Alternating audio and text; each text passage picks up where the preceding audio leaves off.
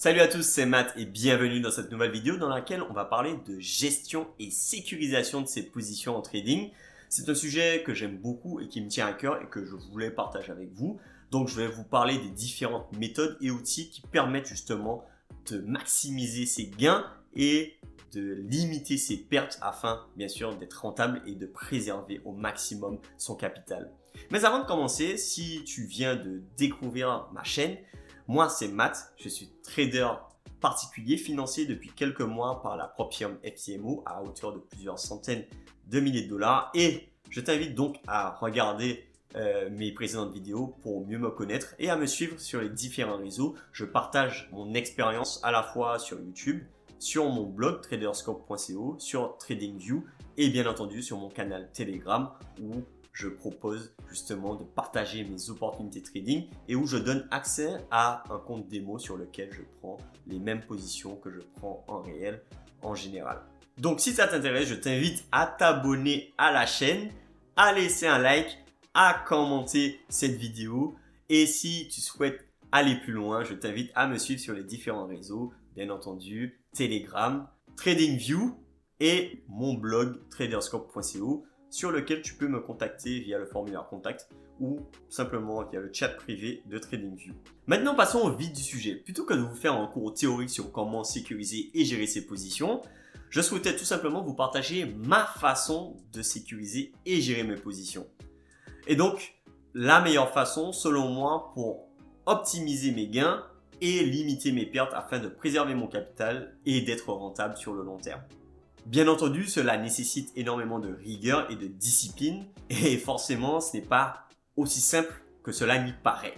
Alors, tout d'abord, avant d'entrer en position, je définis la taille de lot que je vais prendre.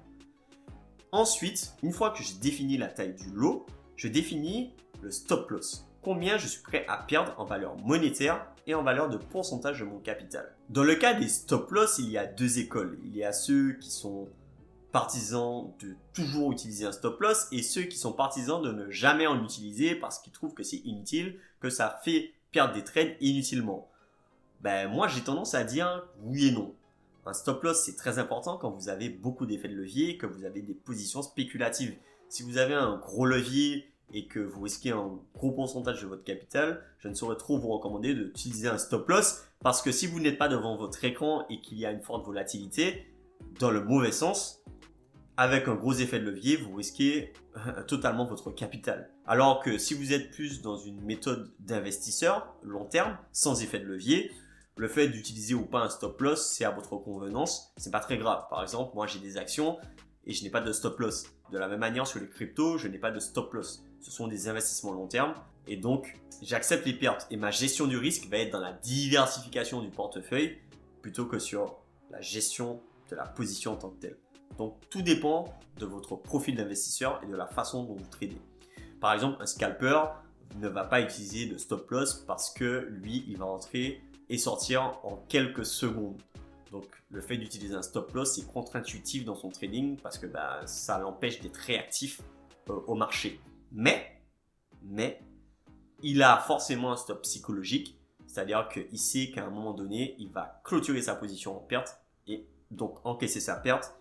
Mais du coup, ça demande une discipline mentale à toute épreuve. Ensuite, une fois que j'ai défini mon stop loss, je définis ma zone de bénéfice partiel et donc mon objectif. Je l'ai au départ, avant d'entrer dans le trade.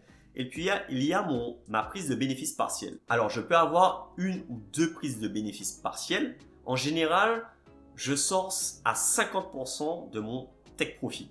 Donc, ça veut dire que si mon objectif est de 100 pips, en général, je vais clôturer ma position quand je vais atteindre 50 pips et plus. Personnellement, j'utilise un VPS qui va me permettre de gérer la position de manière automatisée via un script. Donc, je définis les paramètres de gestion du trade au préalable. Je définis donc mon objectif. Je définis les différentes zones de prise de bénéfice partiel et la taille de position qui sera fermée à ces différents niveaux. Et également à quel niveau je décide de bouger mon stop loss au point d'entrée afin de sécuriser mon trade et de ne plus rien risquer. Dans le cas où vous n'avez pas de script automatisé ou de VPS qui vous permet de gérer automatiquement votre position, vous avez une technique qui consiste à splitter votre trade en autant de positions que de prises de bénéfices que vous avez. Par exemple, si vous avez une position de 1 lot, c'est votre risque. Vous pouvez décider de splitter ce lot en 2 positions. Une de 0,5 lot et une autre de 0,5 lot. Mais avec 2 objectifs différents. La première position aura l'objectif final, votre take profit final. Et puis la seconde position aura un second objectif qui correspond à une prise de bénéfice partielle. Par exemple à 50% de votre objectif ou à un autre niveau que vous auriez défini via les retracements de Fibonacci ou tout simplement des zones de résistance ou de support que vous auriez identifié au préalable. Le fait d'avoir 2 positions vous permet de simuler finalement une gestion automatisée du trade. Mais le désavantage, c'est que vous ne pouvez pas déplacer votre stop loss automatiquement, vous êtes obligé de le faire manuellement. C'est la façon la plus efficace que j'ai trouvée à date. D'autres ont des façons différentes de gérer leur position.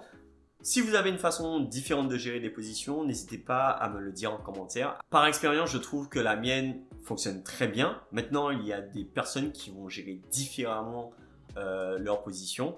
Voilà, c'est tout pour moi. J'espère que cette vidéo vous a plu. Si c'est le cas, n'hésitez pas à vous abonner à la chaîne, à laisser un like et un commentaire. N'hésitez pas également à me suivre sur les différents réseaux, mon blog traderscope.co, TradingView et bien sûr Telegram. Lien en description de cette vidéo. Merci encore et à bientôt. Ciao!